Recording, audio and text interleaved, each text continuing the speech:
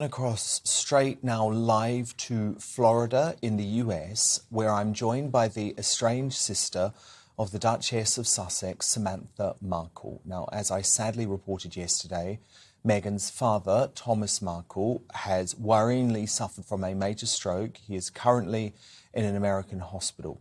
The medical emergency tragically happened just 7 days before Thomas, who's just such a great guy, a good man, was due to fly out to London to join us here at GB News for our coverage of the Queen's Platinum Jubilee. So, Samantha, this has just been terrible news. Firstly, and most importantly, how is Thomas doing today?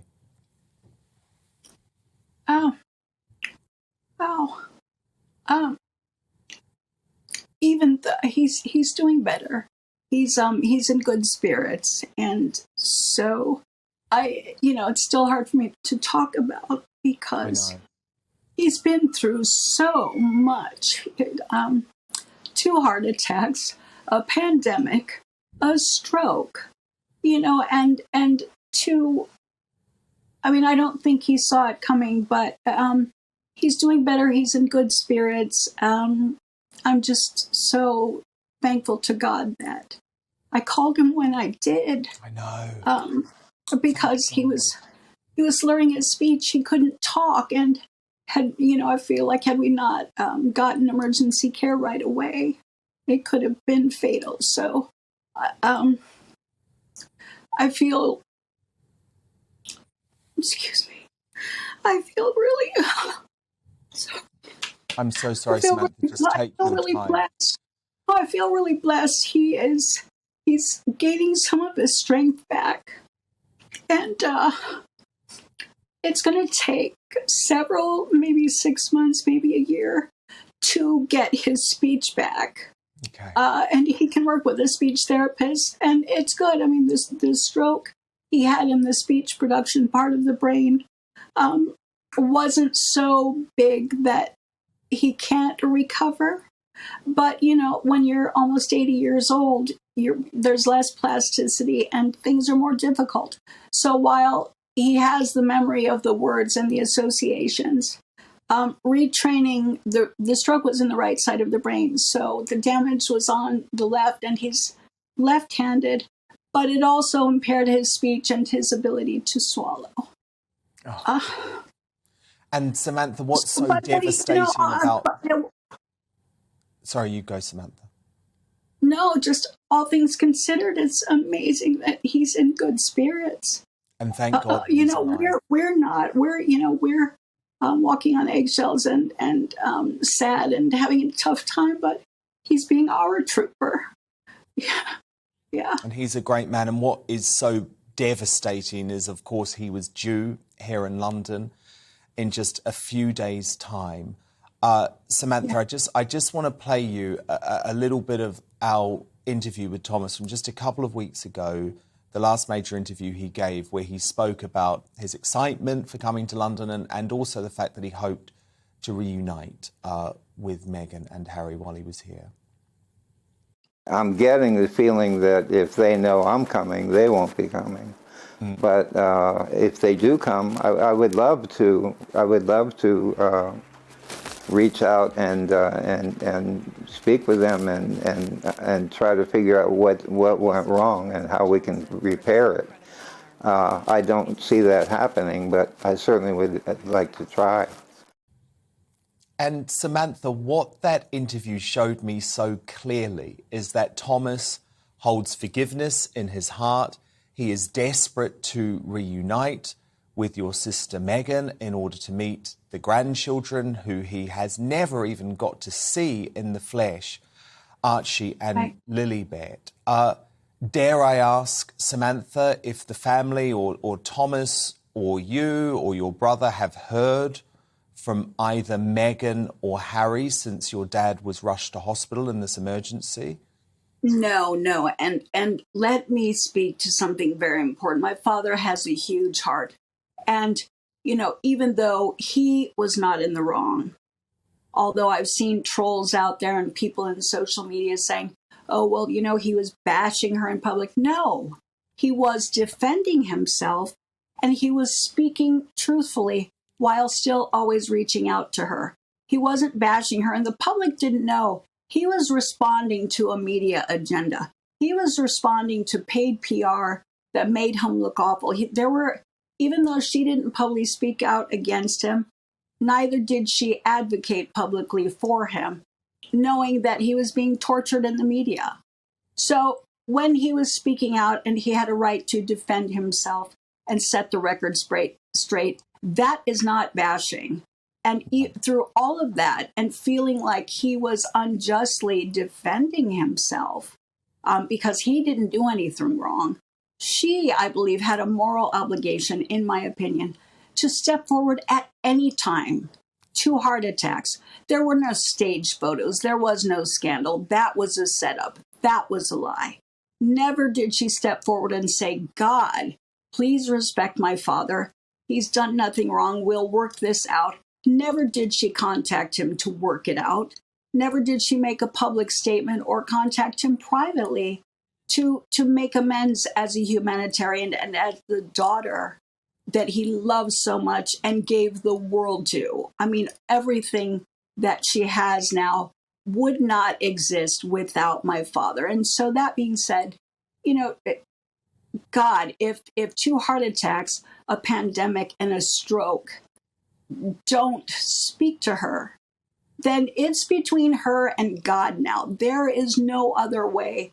If she can't find it in her heart and doesn't have the moral conscience to reach back to him while his life hangs in a balance and he's reaching out to her, then there is no point. And then shame on her, in my opinion. And she's got to live with that. And if she can do that, well, then she can take that to her grave. That's a choice she has to make. And, but my father's getting stronger, and I'm just going to tell her, like sands through the hourglass, she doesn't have a lot of time to fix this. And it is her moral obligation to fix this. It is. And she will regret it, Samantha, for the rest of her life if she does not pick up the phone and speak to her ailing father, who is a good man. I feel so strongly about that.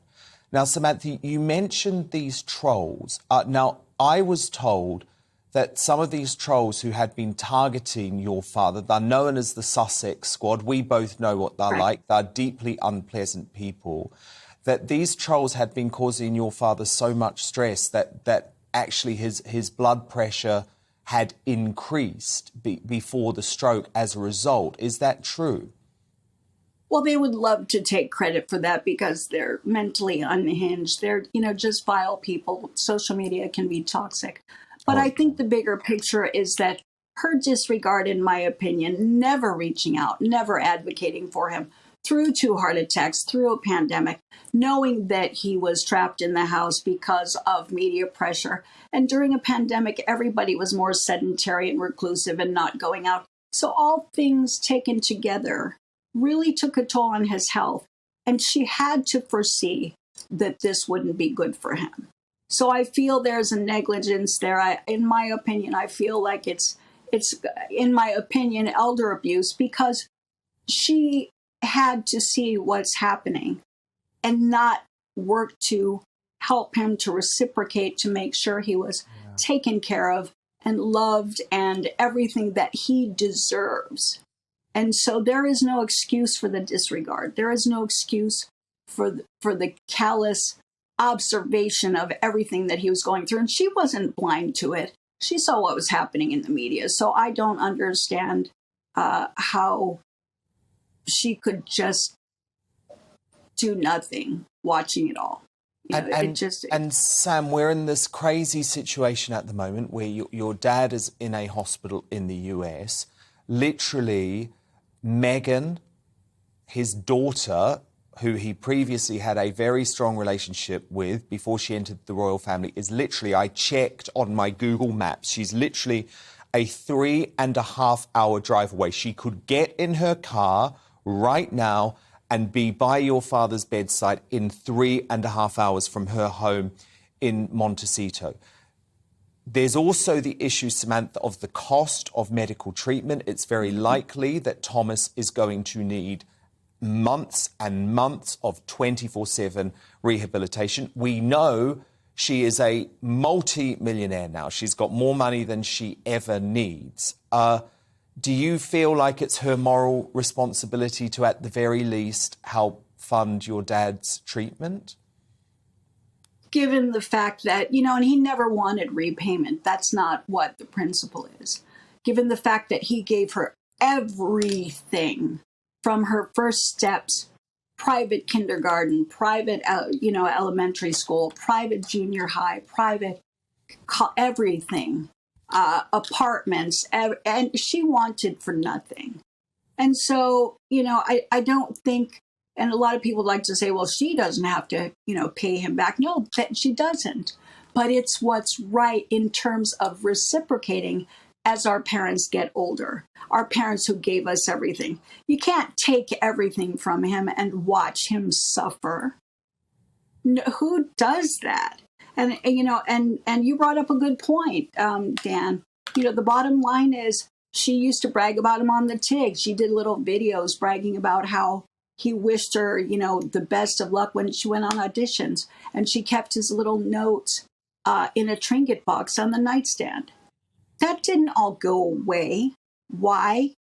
Because we know there was a lot that happened at the wedding. There was a lot of dishonesty that occurred. And so rather than just be honest and be embracing, I guess it seems like it made better sense in her mind to keep everyone away, including the father who gave her everything because he could talk and tell. But the thing is, Sam, that is water under the bridge now. Thomas is in serious medical strife, and this is her last chance. So if you had an opportunity, Samantha, because she will see this, is there anything you would like to say directly to Meghan tonight?